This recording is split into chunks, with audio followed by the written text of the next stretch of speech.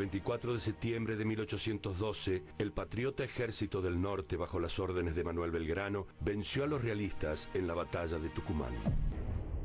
Luego de la derrota sufrida en Tucumán, Pío Tristán, el jefe realista, se fortificó en Salta a la espera de los refuerzos que venían del Alto Perú.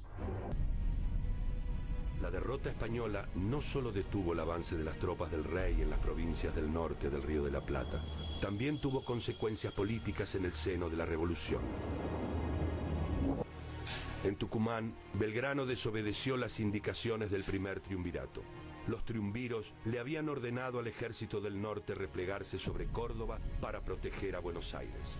Sin embargo, el general Belgrano decidió dar batalla para proteger a los pueblos del norte.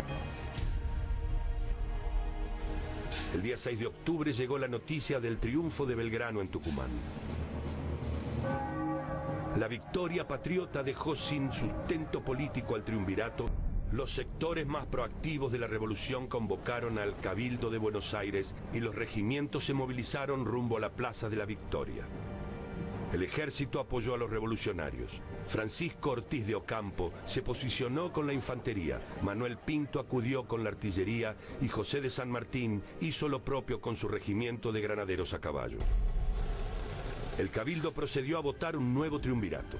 Los jefes militares propusieron a Juan José Paso, Antonio Álvarez Jonte y Nicolás Rodríguez Peña, que fueron aceptados. En cuanto a lo militar, el segundo triunvirato abandonó la estrategia de repliegue y optó por otra más ofensiva, cuyo objetivo era atacar al enemigo en las provincias del norte del Río de la Plata. De esta manera, en el frente norte se reavivó al ejército liderado por Belgrano con nuevas tropas y armamento. El gobierno central aceleró el adiestramiento de nuevas unidades en Buenos Aires y remitió al batallón número 1 de Patricios una fuerza de 500 veteranos criollos. También se enviaron unos 250 hombres de la guarnición de Buenos Aires y 25 artilleros con 1000 tiros de cañón y 25 quintales de pólvora. Además, se hicieron envíos en dinero y se proveyó de armamento, municiones, vestuario y otros elementos fundamentales. Por su parte, Belgrano reorganizó a su tropa en Tucumán. En 4 meses, aquella improvisada caballería tucumana se había transformado en una poderosa fuerza de choque para abrir los flancos enemigos en futuras batallas. Para comienzos de 1813, Belgrano ya contaba con unos 3000 hombres en condiciones de emprender la campaña y de sostener un combate en regla. Lejos había quedado aquel grupo de hombres con la moral baja y sin armas ni preparación que el general había recibido en Yatasto hacía menos de un año. En los primeros días de enero de 1813, Belgrano puso en movimiento al ejército del norte. El avance fue lento para no agotar a las tropas en pleno verano. A partir del 9 de febrero, las tropas comenzaron a vadear el río Las Piedras con el objetivo de cruzarlo y alcanzar la ciudad de Salta a través del camino tradicional. Una vez que atravesó el río Las Piedras, Belgrano ordenó avanzar para sorprender a Pío Tristán, quien no esperaba un ataque en época de lluvias.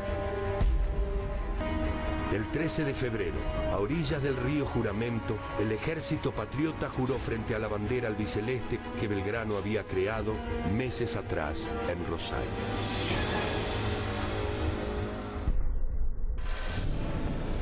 El jefe realista contaba con 3400 hombres y unas 10 piezas de artillería. Por su parte, Belgrano contaba con 3000 hombres y 12 piezas de artillería. El ejército del norte iba delineando lo que sería una característica general de los ejércitos de la independencia, la de combinar los soldados de las tropas regulares con fuerzas irregulares como gauchos y paisanos.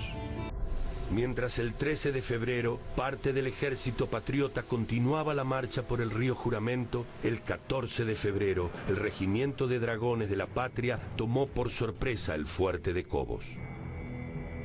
Tristán, sorprendido por el avance patriota, fortificó el portezuelo, que era la puerta de ingreso. La estrategia no fue fácil de desarrollar, porque una lluvia torrencial complicó el paso de las tropas patriotas por la quebrada. La marcha fue penosa y debieron sortear hondos barrancos de agua desde el fuerte de Cobos hasta la casona de Castañares, lo que significaba casi el total de la quebrada de Chachapoyas.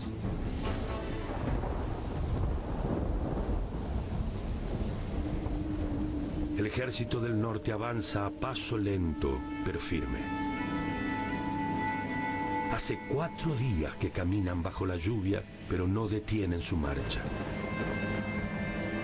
Confían ciegamente en su general Manuel Belgrano, a quien la patria le ha confiado el destino de la revolución. Su tropa ha realizado un esfuerzo sobrehumano, cruzando la quebrada de Chachapoyas bajo la lluvia.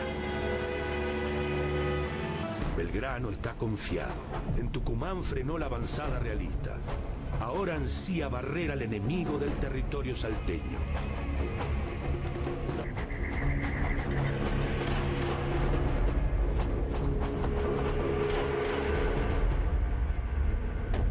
El 18 de febrero, los miembros del ejército patriota descansaron en los alrededores de la casona de Castañares, preparándose para la batalla. Cuando llegan a Castañares, Belgrano en un primer momento, sabiendo que Tristán está muy instalado en la ciudad, en algún momento piensa en la posibilidad de avanzar decididamente ya el 18, el 19, pero bueno, realmente las tropas están muy cansadas porque el hecho de pasar por toda lo que sería Chachapoyas, ¿no es cierto? Ustedes imagínense que todavía hoy es una región bastante complicada, por así decirlo, y ellos pasan con todos los pertrechos, ¿no es cierto? Pasan con todos los animales, todos los elementos de la guerra y demás. Se encuentra una tropa bastante cansada y el mismo Belgrano está bastante enfermo. La lluvia no ayuda, ellos llegan, ustedes imagínense, agotados, con todo, por así decirlo, los uniformes mojados y demás. Entonces, bueno, hacen un descanso y la verdad es que la sorpresa de Pío Tristán es enorme cuando se entera, a pesar de que se lo habían dicho, no podía creer, dice, no puede ser, son pájaros, ¿cómo han ido a dar la vuelta por el otro lado si lo esperábamos por el este, ¿no es cierto? Lo esperábamos por el portezuelo y ahora viene desde el norte. Claro. Dice, son pájaros, ¿qué ha pasado? Claro. No imaginaba esta estrategia de los vaquianos, que digo, en el caso de Saravia, que los ayuda. Al amanecer del 19, el ejército ya se encontraba al norte de la ciudad. El frente de batalla había cambiado para los realistas. La estrategia de Belgrano obligó a Tristán a mover sus tropas desde el sur de Salta hacia el norte de la ciudad. El 20 de febrero amaneció sin lluvias y soleado. Al frente de los soldados y por primera vez se elevaba la bandera celeste y blanca en combate. El gobierno central aún no había oficializado el uso de dicha bandera, sin embargo Belgrano decidió utilizarla igual. Se preparan, acuérdense que ya tenemos la bandera que ha sido jurada hace unos pocos días, y hay una cuestión, el 19 a la noche, las filas de Pío Tristán empiezan a sufrir una traición en la casa de López, y con mucha presencia femenina, porque la señora Moró de López, la esposa Juana Moró de López, van a lograr pactar con algunos jefes realistas una traición, por así decirlo, a Tristán, y estos jefes realistas, entre ellos el marqués de Llavi, se comprometen a no pelear contra Belgrano o contra las tropas belgranianas y finalmente retirarse. Así que ya digamos que arranca con desventaja Tristán. Bueno, finalmente el día 20, en todo lo que sería el norte de la ciudad, lo que nosotros llamaríamos el Campo de la Cruz, que le llaman, ¿no es cierto?, toda la zona del Parque 20 de Febrero, hasta Tres Cerritos y demás, se empieza a desarrollar una batalla muy cruenta. Una de las milicias, por utilizar un término, espontáneas que participan son las que forma Martina Silva de Urruchaga, que van a ser gauchos, que en este momento no tienen a Güemes como líder. Recordemos que Güemes no está en Salta. Y mucho el enfrentamiento es cuerpo a cuerpo en muchos casos, ¿no? De hecho, por ejemplo, Saravia en algún momento trata de herirlo directamente a Pío Tristán. Cerca del mediodía comenzó la batalla. Belgrano desplegó sus tropas de derecha a izquierda de la siguiente manera. La caballería al mando de Cornelio Zelaya seguidos por los cazadores de Dorrego y los pardos y morenos bajo las órdenes del coronel José Superí, luego el regimiento número 6 a cargo del sargento mayor Carlos Forest y el regimiento número 2 comandado por Benito Álvarez. Cerraba la línea otro escuadrón de dragones de caballería al mando del coronel Antonio Rodríguez. A la derecha de cada columna de infantería se colocaron baterías de 2 cañones cada una. Por su parte, a retaguardia quedó el regimiento número 1, liderado por el sargento mayor Diego Balcarce. Tristán desplegó su gente de la siguiente forma: la artillería por delante de las líneas, 2 grupos de caballería cerrando por los flancos, detrás de ellos una primera línea de infantería y detrás una segunda línea de infantería con 2 batallones. Sobre el costado derecho de los realistas quedó el Cerro San Bernardo, que impedía efectuar movimiento por aquel flanco. El mayor general patriota Díaz Vélez, jefe de la caballería, fue herido en el muslo izquierdo mientras recorría la línea arengando a las tropas. Su lugar en el mando lo ocupó Dorrego. El combate se inició por la derecha patriota. Celaya y Dorrego combinaron ese ataque. Chocaron contra la caballería española y debieron retroceder. Los realistas habían colocado 200 tiradores que estaban en la falda del Cerro San Bernardo. Belgrano dispuso que la sección los atacase. La ofensiva patriota fue contenida por los españoles. Mientras esto ocurría, el jefe patriota le ordenó a Dorrego que avance y se lleve por delante al enemigo. Dorrego, al frente de su infantería y con el apoyo de caballería, cargó nuevamente, con tanta furia que toda el ala izquierda realista se replegó hacia la ciudad. En aquel instante, Mariano Benítez, comerciante salteño, arrebató al alférez la bandera real, aunque recibió un sablazo. Tristán ocupó con los 2 batallones de su segunda línea el hueco dejado por la estrepitosa huida del ala izquierda, que era perseguida hasta la ciudad por la caballería criolla. Por el centro de la batalla, las columnas de Forest, Superí y Dorrego perseguían a los realistas hasta la ciudad de Salta. Con toda la línea enemiga rota, Belgrano marchó en persona al frente de la reserva sobre el flanco derecho de las fuerzas enemigas cercanas al Cerro San Bernardo. Allí se produjo un fuerte intercambio de disparos entre el batallón español Real de Lima y el de Patricios de Buenos Aires, que culminó con los realistas replegándose hacia la ciudad de Salta. Tristán envió al coronel Felipe Laera para pactar la rendición. La batalla de Salta estaba terminada. El mismísimo Belgrano decidió las condiciones para la rendición final de las tropas enemigas, y su decisión fue absolutamente novedosa e inesperada. El resultado de la batalla fue contundente a favor de los patriotas: 481 muertos y 114 heridos realistas. Además se tomaron 2.776 prisioneros. Las tropas patriotas tuvieron 103 muertos y 433 heridos. Bueno, la batalla de Salta, vos fíjate que tuvo lugar el 20 de febrero de 1813. Y fue en toda la historia de nuestra independencia la batalla, la victoria completa más importante que tuvieron las fuerzas patrias sobre el ejército realista. La batalla de Salta se rindió todo el ejército realista en masa y fue quizás el momento culminante de la vida militar de Manuel Belgrano. El día 20, cuando ya el ejército patriota prácticamente se había llevado puesto al ala derecha realista, que era la que más resistencia opuso, y los infantes patriotas habían invadido la ciudad de Salta, todas las calles, tomando prácticamente los edificios públicos y arrinconando al ejército de Pío Tristán sobre la plaza principal de la ciudad de Salta, donde se habían atrincherado. Entonces ya quedaba prácticamente todo listo para hacer el asalto final. En ese momento, el general Pío Tristán, viéndose prácticamente perdido, decide enviar un parlamentario al general Belgrano para solicitar una capitulación honrosa. Y es ahí que elige a uno de los ayudantes que tenía, que era un coronel, un oficial de alto rango, y un coronel, fíjate vos curiosamente, un coronel español, llamado Felipe Laera. ¿Por qué digo curiosamente? Porque prácticamente casi todo el ejército realista estaba conformado por americanos, por altoperuanos o peruanos, no tanto por españoles. Los españoles eran muy pocos y recién vinieron en masa posteriormente. Era un, como te decía, este coronel, a quien manda a parlamentar con Belgrano. Nos cuenta el general Paz en su memoria, que fue un testigo presencial de los hechos, que tenía prácticamente un semblante de terror, de espanto, que estaba vestido, embarrado entero prácticamente. Su uniforme ni se lo veía porque decía que era directamente un frac azul y unos galoncitos de coronel en la botamanga, que era lo único por lo cual se sabía que era coronel. ¿Y por qué venía aterrado?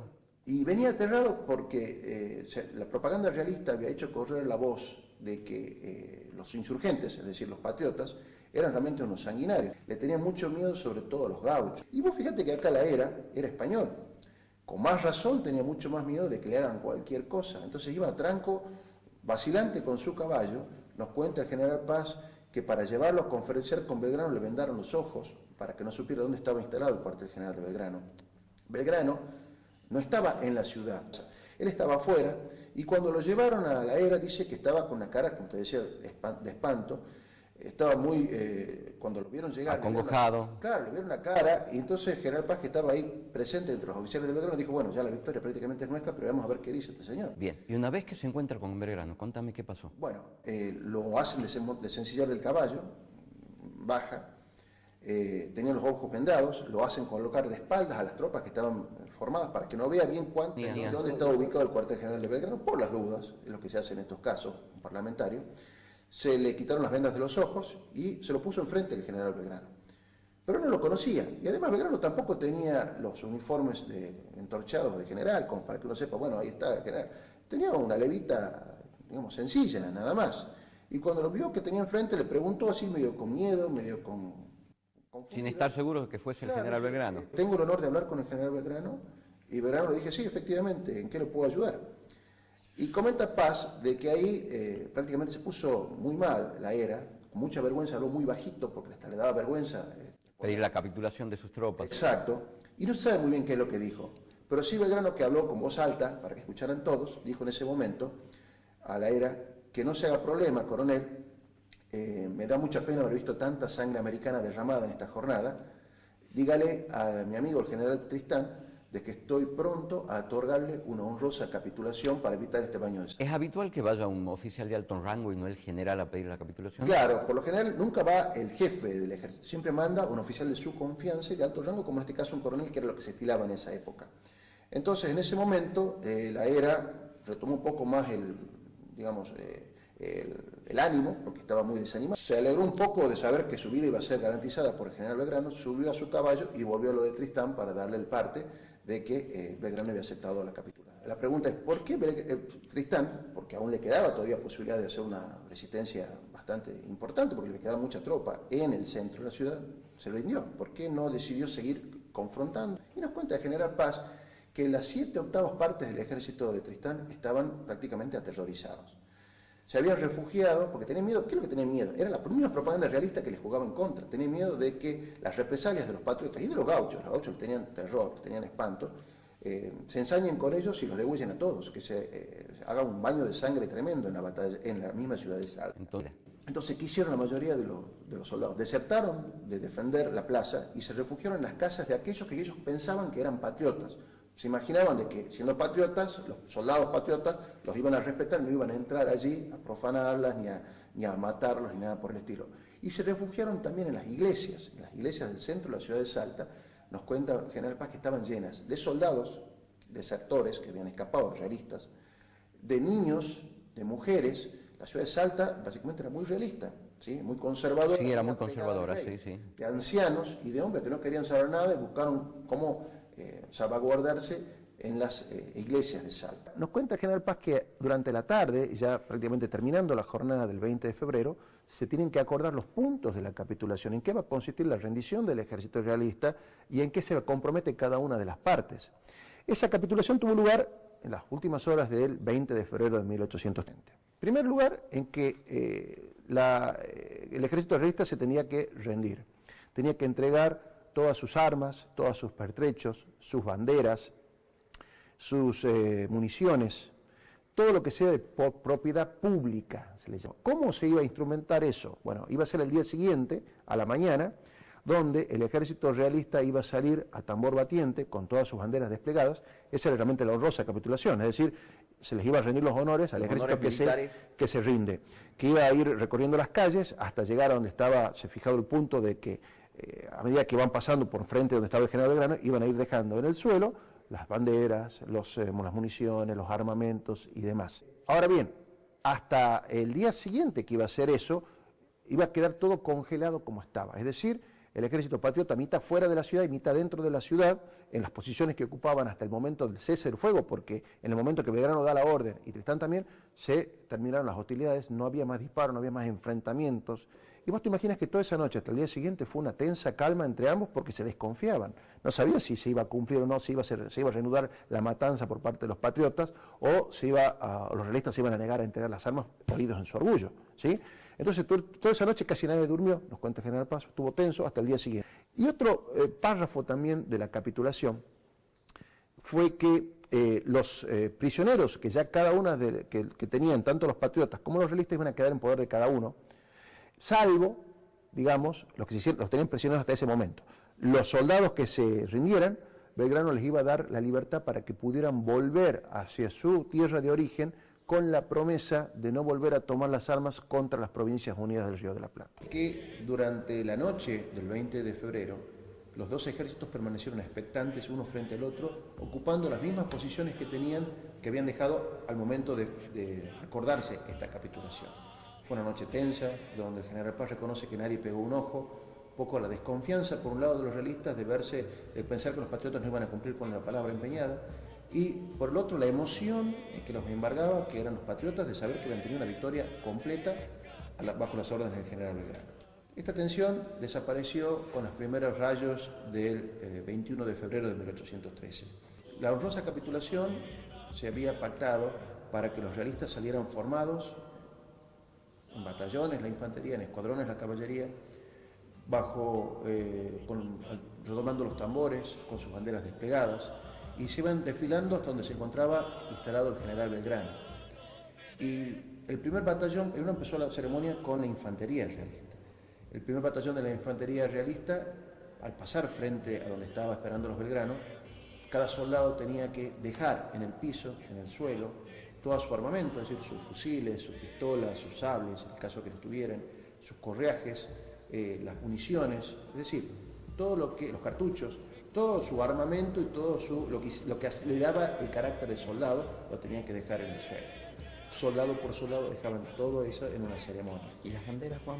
Claro, vos fíjate que con las banderas tuvo algo particular. Las banderas no se entregaban, no se dejaban en el piso, sino que se las entregaba directamente en la mano. Fue una consideración que le tuvo el general Belgrano a sus vencidos, porque en la época era habitual que las banderas se dejaran también en el suelo a los pies del vencedor. En este caso se las tomaba en la mano y nos cuenta el general Paz de que fue muy emocionante ver cómo el abanderado entregaba la real insignia, símbolo de 300 años de sumisión, de conquista y de vasallaje, con el cual los abanderados de la libertad se hacían cargo a partir de ese momento de la bandera. Entonces con el primero y el segundo batallón fue así. Después se decidió agilizarlo un poco, es decir, unidades completas pasaban al frente, dejaban todo su armamento simultáneamente en el piso y se retiraban. Con lo cual la ceremonia se empezó a desorganizar porque no era el mismo ordenamiento que tenía hasta el principio. Nos cuenta también el general Paz que cuando llegó el turno de los músicos, los mismos dejaron sus pífanos, sus clarines, sus trompetas, los tambores también en el suelo. Los artilleros vinieron arrastrando sus cañones, los dejaron justo enfrente del general Belgrano. Dejaron también las municiones, los cartuchos de artillería y todas las cajas con el material necesario para accionar los cañones. Eso fue una ceremonia realmente muy emotiva, donde nos cuenta el general Paz que los vencidos tenían una cara de humillación, algunos de odio, de bronca, de resignación, de tener que dejar lo que simbolizaba realmente el poderío del rey de España enfrente de los defensores de la libertad, que la miraban con mucha satisfacción, con una alegría contenida por hacer este triunfo realmente el más importante que habían tenido hasta ese momento las armas de la prácticamente. Y nos cuenta el general Paz que después de haber dejado sus armas en el suelo y haberse retirado, perdieron ese orden, perdieron esa disciplina y se iban como una majada de carneros, dice, como que estaban como un rebaño, sin orden, sin nada, claro, con toda la moral baja y pésimamente ordenados. Con lo cual, en toda esta ceremonia, la depresión que deben haber sentido, la humillación, debe haber sido bastante fuerte. Y con respecto a eso, Juan, la retirada, ¿no hubo burlas del ejército libertador en ese momento?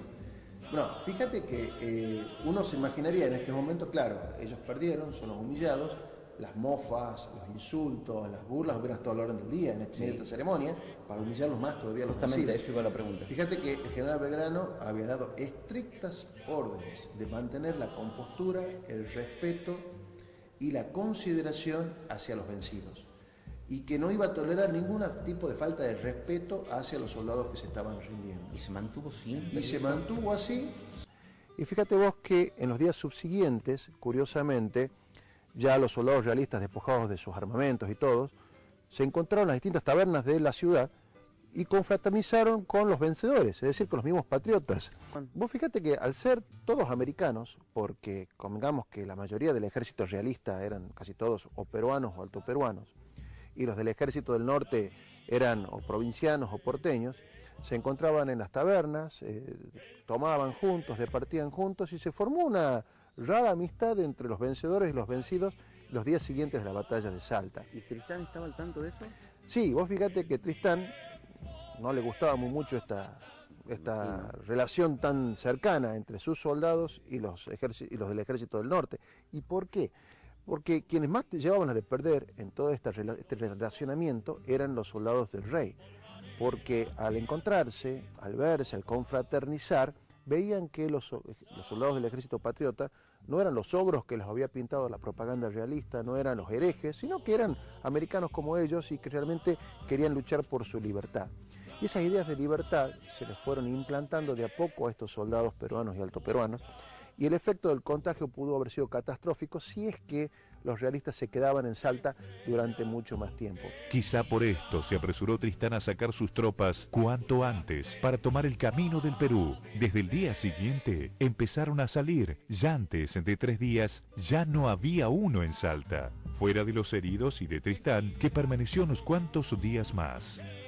General José María Paz. Memorias póstumas. Después de que se rindió el ejército realista se retira hacia el Alto Perú y quedaba ya únicamente enterrar a los caídos de ambos bandos durante la batalla de Salta. Entonces se resolvió enterrarlos a todos en una fosa común en el mismo campo de batalla que es hoy el campo de Castañares en Salta. Se enterraron a todos los caídos y en el lugar del campo de batalla, encima, en las proximidades de la fosa común, se erigió una gran cruz de madera como único monumento con una leyenda que ordenó colocar el general Belgrano, que decía, aquí yacen los vencedores y vencidos del 20 de febrero de 1813. Que esa cruz tuvo muchas peripecias en el transcurso de la historia. El general Paz lamenta que el único monumento de tan glorioso triunfo haya sido una cruz. Él decía que realmente sería bueno que en algún momento los argentinos tomemos conciencia de que fue quizás la victoria más importante de las fuerzas patrias durante la Guerra de Independencia y deberíamos tener un monumento acorde a eso. Ahora bien, esa cruz, ya consolidada la independencia, quedó en poder de Salta, pero te imaginas, con el tiempo, siendo cruz de madera, se fue degradando, se fue deteriorando.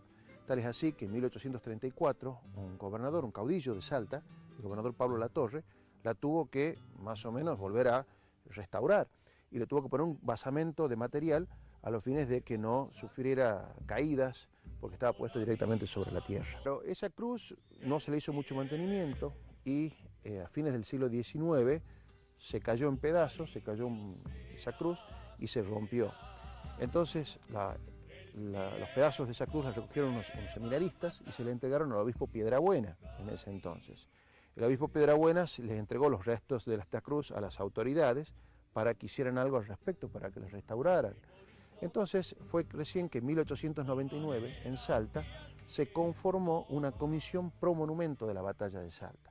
Es decir, decidieron tomar la inquietud que tenía el general Paz de erigir un monumento y que esa comisión se encargara de hacer los proyectos para erigir ese monumento y también para restaurar la cruz del campo de Castañares, que era la cruz famosa de Belgrano. Ahora, bueno, esta misma comisión entonces encargó a 2 artesanos que vinieron de Buenos Aires de origen italiano, un tal Rossi y otro de apellido Belagamba, para que restauraran esta cruz, y esta cruz se la colocaron los restos en un cofre de material, de hierro, con vitrinas de vidrio para poderlas observar. Y esa cruz se la dejó originariamente, este cofre, en el atrio de la iglesia catedral en su primer momento, y hoy está en la iglesia de la Merced de Salta, donde aún la podemos ver, a esta cruz histórica que es una reliquia que nos dejó el monumento de Belgrano. Ahora vos me preguntás, por el monumento. Y el monumento que quería Paz, bueno, esa misma comisión, fíjate vos particularmente, que en 1899 empieza a trabajar, de tal suerte que la idea de ellos era, para el año 1910, para el primer centenario de la Revolución de Mayo, tener inaugurado este monumento. Este monumento se hizo, un monumento magnífico que está en la ciudad de Salta, en el Parque 20 de Febrero, casualmente donde fue la batalla de Salta, en el campo de Castañares. Es un monumento muy lindo. Luego fíjate la paradoja, ¿no? Este monumento fue diseñado, ideado por un artista español, don Torcuato Tasso.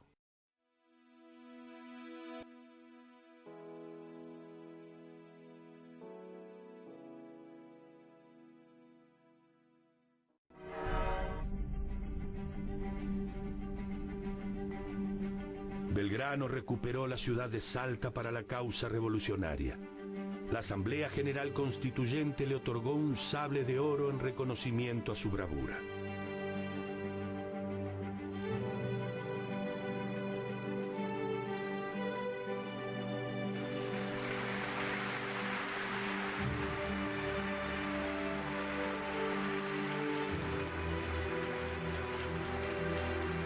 Junto con el sable, el general recibió 40.000 pesos, pero solo con una condición. Exigió que ese dinero sea utilizado en la construcción de 4 escuelas de primeras letras en Tarija, Jujuy, Tucumán y Santiago del Estero.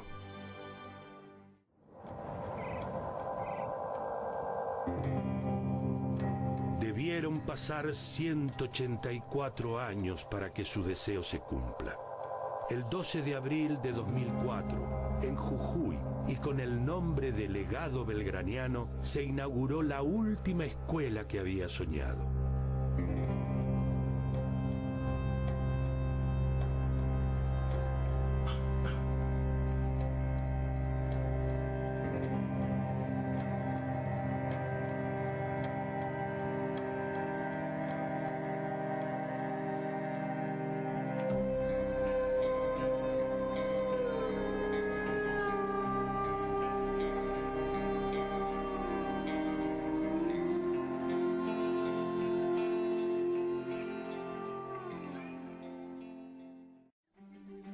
El triunfo obtenido por Belgrano en Salta demostró que la revolución contaba con la fuerza militar suficiente para enfrentar a las experimentadas fuerzas realistas.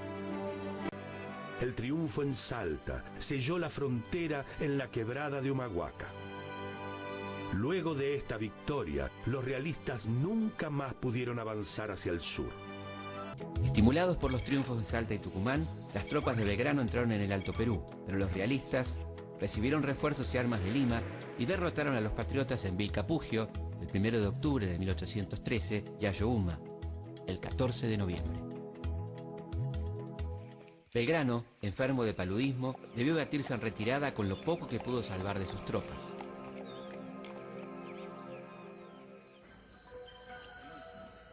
En la posta de Yatasto, en Salta, le traspasó el mando del Ejército del Norte a José de San Martín. A partir de entonces, los uniría una relación de profunda amistad y mutua admiración. A fines de marzo de 1816, había comenzado a sesionar el Congreso de Tucumán y hacia allí se trasladó.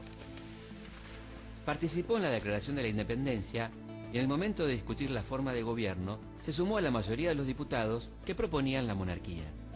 Pero sugirió no buscar príncipes en Europa, sino entregarle el trono a un descendiente de los incas, como forma de reparar las injusticias cometidas por los conquistadores contra las culturas americanas. El Congreso de Tucumán se encargó de desagraviar a Belgrano de aquel famoso reto del triunvirato, reivindicando su actuación patriótica y ratificando la bandera celeste y blanca que se ha usado hasta el presente y se usará en lo sucesivo como símbolo nacional. La política directorial será muy antipopular y provocará levantamientos en las provincias que llevarán a una verdadera guerra civil que durará décadas. En las provincias fueron surgiendo líderes populares, llamados caudillos, que defendiendo sus intereses regionales frente al poder centralista de Buenos Aires y su aduana, recibieron el apoyo de sus paisanos y se enfrentarán con el gobierno central encarnado en el directorio. Los caudillos de Santa Fe, Estanislao López, y de Entre Ríos, Francisco Ramírez, lugartenientes de Artigas, derrotaron a las fuerzas directoriales a comienzos de 1820. En enero de aquel año, Belgrano partió gravemente enfermo hacia su última misión: pacificar la provincia de Santa Fe. Pero a los pocos días debió abandonar la comandancia y marchar a Buenos Aires por motivos de salud. A sus múltiples dolencias se sumaban los efectos del paludismo y una aguda hidropesía que le impedía caminar y montar a caballo. El 13 de abril, ya en la capital, intentó que el gobernador y ex amigo Manuel de Zarratea entendiera su pésimo estado de salud y cumpliera con su deber de pagarle los 13.000 pesos que el Estado le debía de salarios atrasados. Esa era la suma que se había ido acumulando en años de incumplimiento e indolencia de un Estado que estaba en manos de una clase egoísta que no olvidaba cobrar puntualmente sus sueldos, pero condenaba a la miseria y mantenía lejos del poder a hombres como Belgrano, que lo habían dado todo por la patria y no habían dudado en donar la mitad de sus ingresos a la causa revolucionaria. Finalmente, tras desesperados pedidos de los amigos de Belgrano, el gobernador Zarratea, disponiendo de los fondos públicos como si fueran propios, solo se dignó a pagarle a Manuel una ínfima parte de la deuda. Aquel dinero no le alcanzó para nada y ya no le quedaban objetos de valor para vender. A su médico, el doctor Ridhead, le pagó con su reloj. El 20 de junio de 1820 no fue un día más en Buenos Aires. En plena guerra civil, la ciudad tuvo ese día 3 gobernadores. Sin que nadie lo notara, moría Manuel Belgrano. Alcanzó a decir unas últimas palabras: